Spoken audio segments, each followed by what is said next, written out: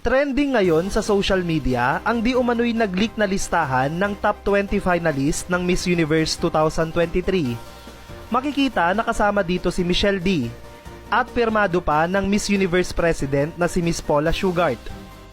Totoo man ito o hindi, isa lang ang sigurado. Pasok si Miss Philippines sa lahat ng katangian ng babae na hinahanap ng Miss Universe organization ngayong taon. Oriental beauty, malakas na advocacy, transformational leadership at higit sa lahat, profitable. Aminin man o hindi, business pa rin ang Miss Universe at kailangan nila ng babaeng makakapagpasok ng malaking pera sa organization. At sa kabutihang palad ay nasa likod lang ni Michelle ang buong Pilipinas. Marami sa atin ay handang gumastos para lang suportahan si Miss Philippines.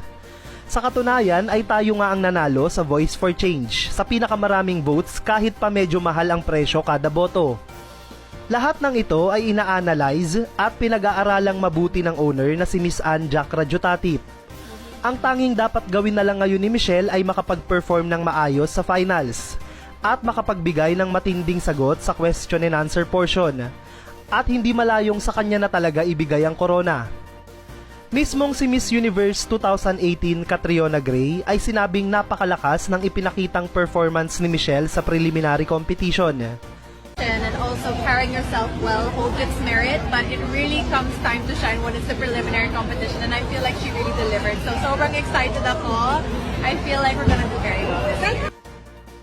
Si Miss Universe 2015 Pia Wurtzbach naman, tinawagan pa si Michelle isang araw bago ang coronation night upang makapagbigay ng mga huling tips and advice. Nakatutuwang tignan na ang buong Pilipinas ay nagkakaisa at nagbabayanihan para kay Michelle. Mahirap na bansa man tayo pero pagdating sa Miss Universe ay hindi natin pinababayaan ang ating kandidata. Sa tingin mo, si Michelle na nga kaya ang ikalimang Miss Universe ng Pilipinas? Put your comments below.